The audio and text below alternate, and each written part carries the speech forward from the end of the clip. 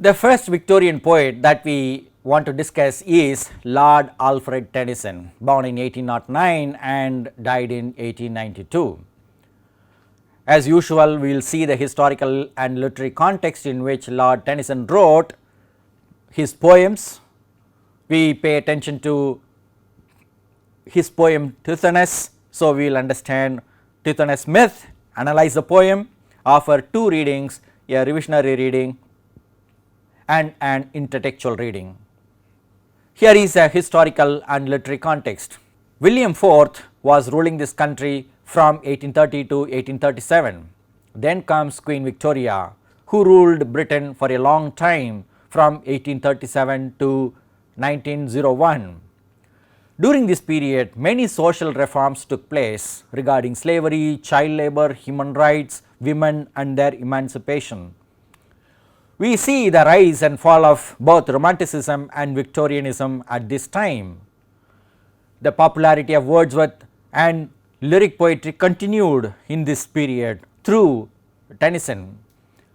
At the same time, we find the growth of dramatic monologue in Tennyson and primarily in Browning. In the case of Tennyson, he faced a tragedy in his life, that is the death of Arthur Henry Hallam, his own friend, and then in the life of Queen Victoria, she faced a major tragedy in her life, that is Prince Albert died in 1861. Because of these kinds of tragedies, we find writing and reading became a therapy for Tennyson and also Queen Victoria, that means the writer as well as the reader. We have a celebration of melancholy, sadness in Tennyson's most famous poem In Memoriam, published in 1850. Let us learn a few more details about Lord Tennyson. Why is Tennyson called Lord Tennyson? This is a question that may be of some interest to some of us, because we deal with poetry. What can poetry do? We may ask a question and then answer that question through this example. Alfred Tennyson could become Lord Alfred Tennyson because of this poetry, which brought him fame and name, which impressed the whole of English people at that time. Tennyson was devoted to poetry from a young age and published his volume Poems by Two Brothers in 1827. He went through traumatic experiences due to poor finance and his own poor health. He was unable to complete his education at Cambridge because of financial difficulties. He was, however, determined to continue writing poetry all his life. He never stopped writing. This loss of his friend Arthur Henry Hallam affected him so deeply in 1833 that he was writing a poem in memory of his friend for such a long time, that is 17 years. This is a long elegy in English literature. It was published in 1850 and later on this helped him to become this poet laureate of England after Wordsworth. Tennyson continued the tradition of Wordsworth's poetry with a dramatic touch and nostalgia about the past. Tennyson is best remembered for his melodious poems like Ulysses, Tithiness, The Lady of Shalott, Mariana, The Eagle and so many others. The poem we have chosen is called Tithiness and it is based on a myth, so it is good for us to understand what this myth is all about. This is a Greek myth. Tithiness was a prince of Troy and he was a human being with consciousness, mind. He was the son of King Laomedon by the nymph Strimo. He became a lover of Aurora or Eos, the goddess of dawn. This goddess of dawn abducted the mortal Tithiness because she was so much in love with Tithiness. Tithiness got immortality for him from Zeus through Aurora, but he forgot to ask about immortal youth. So Tithiness suffers endlessly, desiring death. Eos or Aurora finally transformed him into a cicada, that is an insect. We have the picture of that insect cicada here. A cicada is an insect without consciousness. from man with consciousness to an insect without consciousness. That is the kind of degeneration we notice in this myth. Man or animal when dead is the same dust or earth, but in the case of Tithiness he is prevented from dying because of this blessing from Zeus through Eos. Eos is the Greek name, Aurora is a Roman name. Now let us read this poem Tithiness. We have put them in separate slides for the sake of convenience, but it is a long poem, one long poem actually. The woods decay and fall, the vapors weave their burden to the ground. Man comes and tills the field and lies beneath, and after many a summer dies a swan. Me only cruel immortality consumes, I wither slowly in thine arms. Here at the quiet limit of the world, a white-haired shadow roaming like a dream, the ever silent spaces of the east, far folded mists and gleaming halls of morn. Alas, for this grey shadow, once a man so glorious in his beauty and thy choice, who madest him thy chosen, that he seemed to his great heart none other than a god. I ask thee, give me immortality. Then didst thou grant mine, asking with a smile, like wealthy men who care not how they give, but thy strong hours indignant work their wills, and beat me down and mud and wasted me, and though they could not end me, left me maimed. To dwell in presence of immortal youth, immortal age beside immortal youth, on all I was in ashes, can thy love, thy beauty make amends, though even now close over us the silver star thy guide shines in those tremulous eyes that fill with tears to hear me? Let me go, take back thy gift. Why should a man desire in any way to vary from the kindly race of men, or pass beyond the goal of ordinance, where all should pause as is most meet for all? A soft air fans a cloud apart, there comes a glimpse of the dark world where I was born.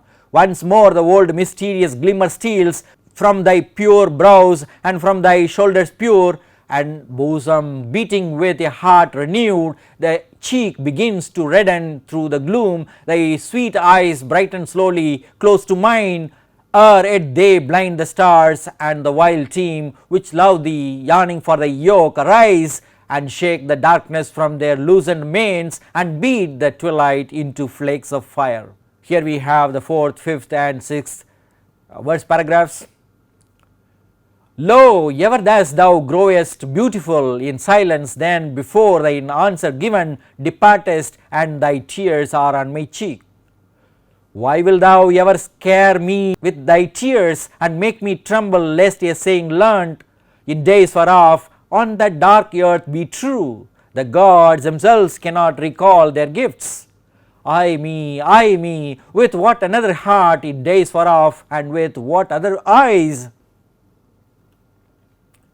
I used to watch if I be he that watched, the lucid outline forming round thee, saw the dim curls kindle into sunny rings, changed with thy mystic change, and felt my blood glow with the glow that slowly crimsoned all thy presence and thy portals, while I lay, mouth, forehead, eyelids growing dewy warm with kisses balmier than half opening buds of April, and could hear the lips that kissed, whispering I knew not what of wild and sweet, like that strange song I heard Apollo sing, while Ilion like a mist rose into towers. This is the last section. Yet hold me not for ever in thine east, how can my nature longer mix with thine? Coldly thy rosy shadows bathe me, cold are all thy lights, and cold my wrinkled feet upon thy glimmering thresholds, when the stream floats up from those dim fields about the homes of happy men that have the power to die, and grassy barrows of the happier dead. Release me and restore me to the ground. Thou seest all things, thou wilt see my grave, thou wilt renew thy beauty morn by morn. I earth in earth forget these empty courts, and these returning on thy silver wheels. Here is a man, Tithiness, who became the object of love for a goddess, became immortal, but did not have this immortal youth, and so we have the anguish of this man. He wants to die. Earlier he wanted to be immortal, now he wants to die, but he cannot. So he cries for release from this old age, old body. The thematic contrast we have in this poem is as follows: nature on the one hand, human beings on the other, growth and decay, mortality and immortality, man and woman, white and black, east and west, old age and youth, dream and reality, silence and speech, past and present, mutability and immutability. Mutability is change, immutability is unchanging nature. The immortal nature, unchanging nature is the burden for Tithiness. There are many poetic devices in this poem. It is actually a narration, it is a lyrical narration if you want to say, we can say that. The speaker reflects on time in a story form. The apostrophe is there. The speaker addresses Eos or Aurora, the goddess of dawn, hence it is also called an obede, that is a song of dawn, because the poem deals with a situation in the dawn, early morning. We have the simile in like wealthy men who care not how they give. We have to understand whenever we give something, we have to know the consequences of giving. That is the beautiful simile we have. Personification we have in strong hours, but the strong hours indignant worked their wills. Alliteration we have in like that strange song I heard Apollo sing, sa sa sing. Rhetorical question we have in how can my nature longer mix with thine? No, they can't. Human is human, divine is divine. We have rhyme, rhythm and meter in this. 7 verse paragraphs actually, totally 76 lines we have. The whole poem is unrhymed. However, we have some repetitions which add to the beauty of this poem. The woods decay, immortal youth, cold, cold, and many others are there. Here we have some examples like this. Then we have caesura, enjambment and end-stop lines from this passage. We can find such passages throughout the poem.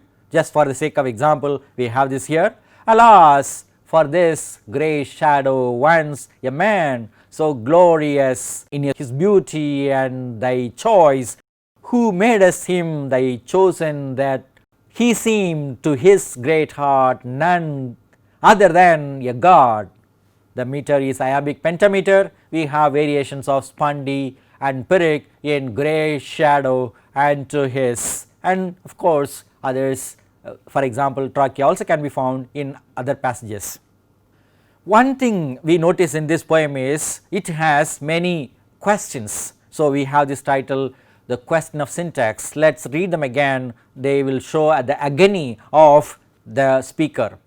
Can thy love, thy beauty make amends, though even now close over us the silver star thy guide shines in those tremulous eyes that fill with tears to hear me? Let me go, take back thy gift, that is immortality. Why should a man desire in any way to vary from the kindly race of men, or pass beyond the goal of ordinance, where all should pause as is most meet for all? Here we have 2 more questions. Why wilt thou ever scare me with thy tears, and make me tremble, lest a saying learned in days far off on that dark earth be true? Yet hold me not forever in thine east, how can my nature longer mix with thine? These questions, more number of questions in a poem, can refer to this restlessness and helplessness of the speaker, even the helplessness of the divine being, that is Aurora. Aurora cannot take back that blessing now from Zeus, once given is given. So, that is why when she is unable to bear this any longer, this suffering any longer, she turns Tithiness into a cicada. Tithiness is full of desperation. He attempts to seek release from this given condition. We can pay attention to certain formal and thematic aspects in this poem. The form of the poem is dramatic monologue. We have a speaker, a listener and an occasion. The emotional tone is elegiac, melancholic. There is a sense of loss of manhood, that is the whole thing. Loss of life, that is loss of death is a problem. Death he cannot meet because of this immortality and regret. The mode is lyrical and reflective, the atmosphere is somewhat erotic and dramatic because this whole idea of this man and woman coming together is because of desire, Aurora's physical desire for Tithiness. We also have the philosophical reflection on what is the aim of life, that is the aim of life according to Freud is death, that is exemplified in this poem. Language is repetitive and interrogative, indicative of boredom and questioning skeptical mind of the speaker. The theme is the drama of desire for death. The message is crossing boundaries not desirable.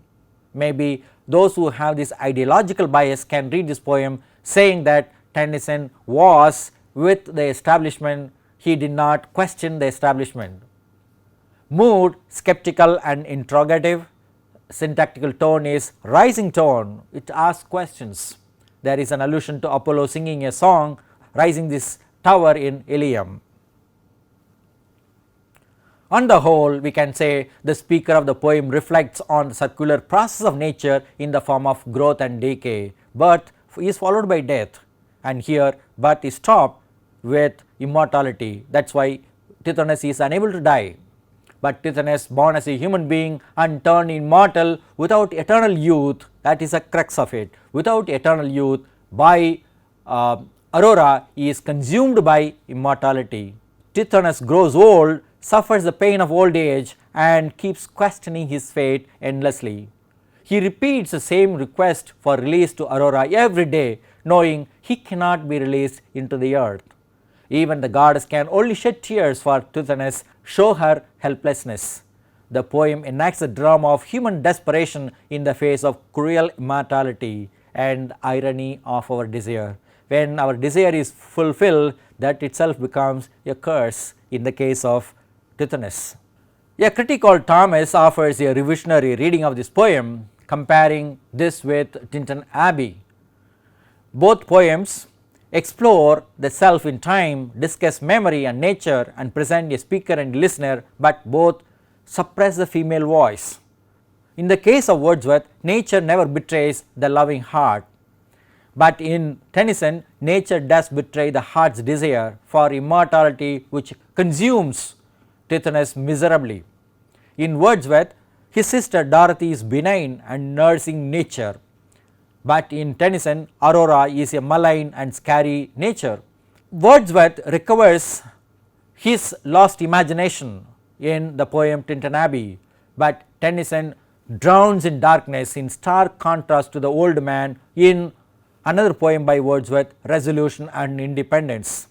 Therefore, Thomas says Tithiness is a Victorian poem with a changing project.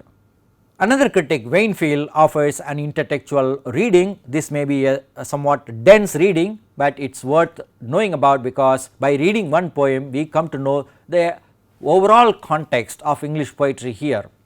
Wainfield offers an intertextual reading of Tennyson's Ulysses, Tithon, that is a previous draft of Tithiness, then Tithiness, Keats's poem The Fall of Hyperion, Milton's Paradise Lost, Wordsworth's The Prelude and Tinton Abbey, and also King James version of Ecclesiastes from the Bible.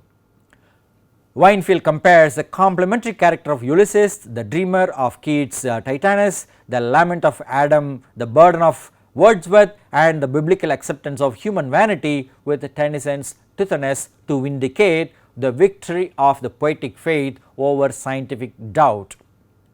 This problem of faith and doubt is resolved in this manner according to Wainfield. Thus, the critic argues that Tithiness' feeling of hope is genuine. Some critics may not agree with this, but this is the reading given by Wainfield. In summary, we have looked at the historical and literary context in which Lord Tennyson wrote his poems, especially Tithiness, using Tithiness myth, giving expression to the helplessness of human beings, the skeptical mind of human beings. We offered a linguistic rhetorical analysis of the poem and then a revisionary reading followed by an intertextual reading. We believe these readings will be of some use to understand Tennyson's poem in a much better way. The three references are here. Those who want to know more about this dense reading of Waynfield can refer to this article of Happy Men That Have the Power to Die, Tennyson's Tithiness, published in Victorian Poetry. This is a very interesting article which gives us knowledge about literature and poetry in much wider context. Thank you.